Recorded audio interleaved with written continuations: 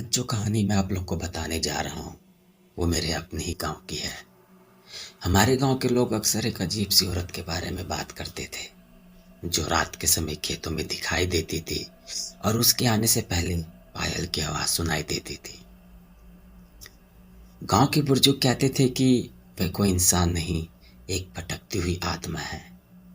और सच बताऊं तो मैंने कभी उनकी बातों को गंभीरता से नहीं लिया। मुझे हमेशा से यही लगता था कि ये सब पुराने लोगों की पुरानी कहानियां हैं। उस समय मैं शहर में काम करता था और कई बार काम की वजह से मुझे देर रात को घर से लौटना पड़ता था। एक रात भी ऐसा ही हुआ। उस दिन काम बहुत ज़्यादा था और जब मैं वापस निकला तो करीब 2 बज रहा होगा रात के।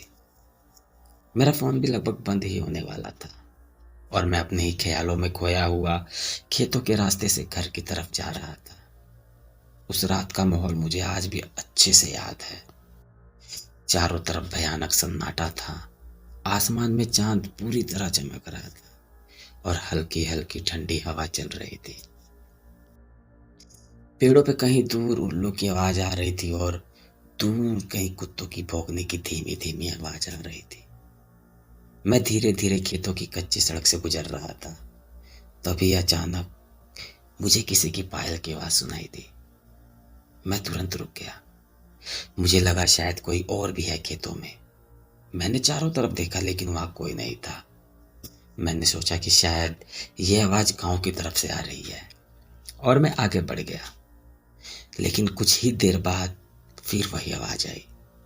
इस बार पायल की आवाज पहले से ज्यादा साफ थी। मैं फिर रुक गया और इस बार मुझे सच में लगा कि कोई मेरे पीछे चल रहा है। मैंने धीरे धीरे पीछे मुड़कर देखा। पहले तो कुछ साफ दिखाई नहीं दिया, लेकिन कुछ ही सेकंड बाद मुझे खेतों के बीच एक परछाई खड़ी दिखाई दी। वह पूरी तरह साफ तो नहीं दिख रही थी, लेकिन ऐसा लग रहा था जैसे वो मुझे ही देख रही हो और ऐसा भी लग रहा था जैसे वह काफी देर से मेरा ही इंतजार कर रही थी। मैंने डरती हुई आवाज में उससे पूछा, कौन हो वहां? लेकिन सामने से कोई जवाब नहीं आया। मैंने सोचा कि शायद गांव की कोई औरत होगी जो इस वक्त खेतों में आई होगी। मैं धीरे धीरे आगे बढ़ने लगा, लेकिन अब पायल की आवाज बिल्कुल मेरे पीछे से आ रही थी, जैसे वे चीज मेरे साथ चल रही हो। कुछ दूर जाने के बाद मैंने हिम्मत करके फिर से पीछे मुड़कर देखा और इस बार जो मैंने देखा उसे देखकर मेरे पैरों तले जमीन खिसक गई।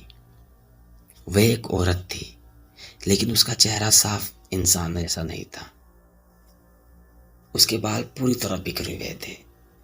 चेहरा बहुत ही डरावना और पीला था और उसकी आंखें अजीब तरह से चमक रही थी। लेकिन सबसे डरावनी बात यह थी कि उसके पैर उल्टे थे। उसे देखकर मुझे ये समझ आ गया था कि वह इंसान नहीं है।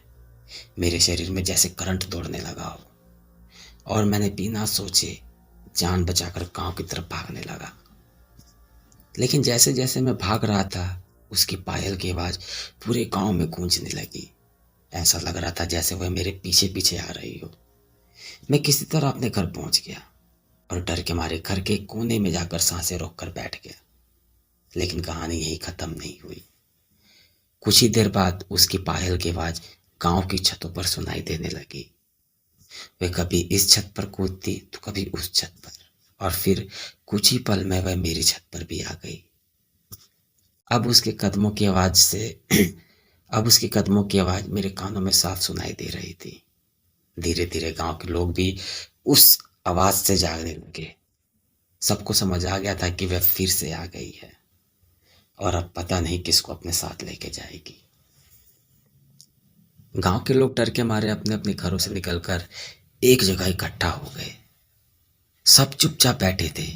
किसी की भी हिम्मत नहीं थी उस चीज का सामना करने की। सब सुबह होने का इंतजार कर रहे थे।